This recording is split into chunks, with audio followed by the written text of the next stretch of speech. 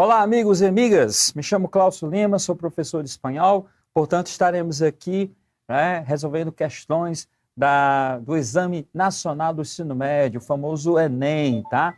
Estamos aqui com a disciplina de espanhol. Portanto, nós fazemos parte da área de linguagens. E dentro da área de linguagens, nós vamos encontrar uma competência que vai nortear toda a nossa linha de raciocínio, que é justamente a competência de número 2, tá? Essa competência de número 2, ela vai estar sendo subdividida em 4 habilidades. A habilidade 5, aquela que vai estar esperando da nossa iniciativa, né, a nossa memória, nós utilizarmos aqui o vocabulário esse adquirido dentro das leituras de músicas, né, da sala de aula, etc., que nós produzimos, né, e vocês também dentro da preparação de vocês para o Exame Nacional do Ensino Médio, tá? Esse vocabulário, ele compreende 3 situações, uma situação de cotidiano, ou seja, as palavras que realmente vão aparecer, né, naturalmente elas vão estar presentes dentro do dia a dia de quem fala o espanhol, as expressões idiomáticas, né, aquelas expressões que são utilizadas, né, de forma muito particular dentro de uma língua, né? O português também tem as suas, né? O inglês, né? Cada uma vai ter, né? E essas expressões idiomáticas são interessantes, né? A gente falar, é interessante que a gente fale, por conta do detalhe de que muita gente tende, principalmente o espanhol, que é uma língua muito parecida com o português, muita gente tende a querer traduzir as palavras, né, que compõem essa expressão de uma forma ao pé da letra, né? E acabam chegando a um esforço em vão, porque isso não vai acontecer, né? Essas expressões idiomáticas, elas estão presentes somente naquela língua, né? Então, por isso que você vai ter esta dificuldade, e é por isso que o Enem também vai trazer aqui para nós, tá? Paralelo à questão do cotidiano e as expressões idiomáticas, nós temos aí os neologismos, tá? Ou seja, as palavras novas que são criadas, tá bom? Para atender uma necessidade de um contexto, né? A necessidade de uma situação de comunicação, tá bom? Então, são esses 3 aspectos que vão compor justamente a nossa habilidade 5, a habilidade que vai exigir da gente o aspecto de vocabulário, tá? Já nas atualidades, nós vamos estar sendo cobrados, né, essas informações, essas reflexões em torno da habilidade 6. A habilidade 6 é que vai pedir que você faça essa conexão do que aconteceu, do que acontece e do que poderá acontecer também, tá bom? Na habilidade 7, nós vamos estar dentro da estrutura gramatical, estrutura de língua, né, estrutura linguística, ou seja, não é a gramática pela gramática, a regra pela regra.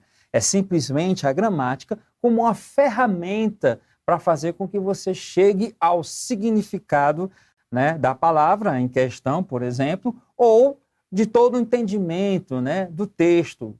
Ou seja, aquela palavra decisiva, né? Saiba você que ao participar de um exame como o Enem, você jamais poderá imaginar que você vai conseguir traduzir todas as palavras. E nem é para você procurar fazer isso. Por quê? Porque muitas palavras elas vão ter um sentido dentro do que está sendo colocado dentro do texto, tá bom?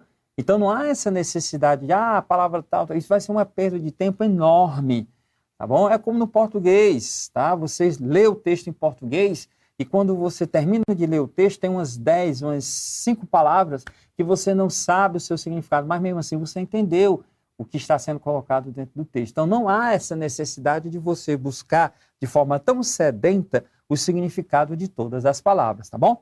E por último, nós vamos ter aqui a habilidade 8, que vai estar contando aqui com a nossa percepção de cultura, o que está sendo colocado, né, dentro de cada situação posta lá no texto. E essas situações elas vão ser colocadas dentro de textos da maior variedade possível que você possa ter, tá? Então, antigamente, e até mesmo hoje, os vestibulares tradicionais, a abordagem que eles fazem é em torno de apenas um estilo de texto, né? Então, às vezes, você até conhece a banca que vai elaborar o vestibular daquela faculdade e você já sabe, né, já tem um gosto predileto, né, vamos dizer assim, de quem vai elaborar justamente essas questões, tá bom? No caso do Enem, não, a coisa é um pouco mais imprevisível. Por quê? Porque você vai ter a presença de vários tipos de texto, tá? Já caiu texto com letra de música, já caiu charge, né? Já caiu texto publicitário e vai continuar caindo. E aí você precisa ter esse cuidado para que você, né, não caia junto, tá bom? Brincadeiras à parte, vamos aqui exemplificar o que a gente acabou de colocar aqui para vocês, resolvendo aqui a questão de número 3, tá? Do Enem de 2018, ok? Então vamos lá. Que es la ex solidaria? Ou seja, o que é o X solidário, né? La ex solidaria es una ex que ayuda a las personas más vulnerables. Podrás marcá-la quando hagas la declaração de la renta, ou seja, quando você for fazer o imposto, a sua declaração de imposto de renda, está lá um quadradinho para você marcar com um X. E o que é que vai estar lá? Es la casilla, ou seja, é o quadradinho, que se denomina fines sociais, ou seja, objetivos sociais. Nós outros preferimos chamá-la ex solidária, uma forma mais, né, carinhosa, para que as pessoas se sintam mais motivadas a fazer esse tipo de ajuda, né? Então, só para vocês entenderem, na declaração do imposto de renda, tá bom? Não é em toda a declaração, mas nesse caso específico aqui, se você quiser ajudar, tá lá um quadradinho, você marca e ali você já vai ser descontado, né, um percentual do valor que você poderia restituir ou pagar do seu imposto de renda, tá? Porque ao marcá-la, hace que se destine 0,7%, ou seja, 0,7% dos teus impostos. Esse vai ser o valor da sua contribuição, tá bom?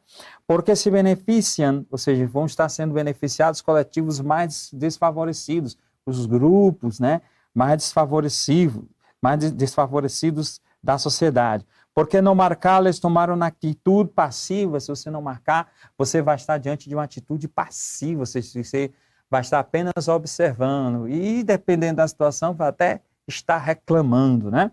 Porque marcando-la te conviertes em contribuinte ativo solidário. Ao marcar, você vai estar sendo aí um contribuinte solidário, tá bom?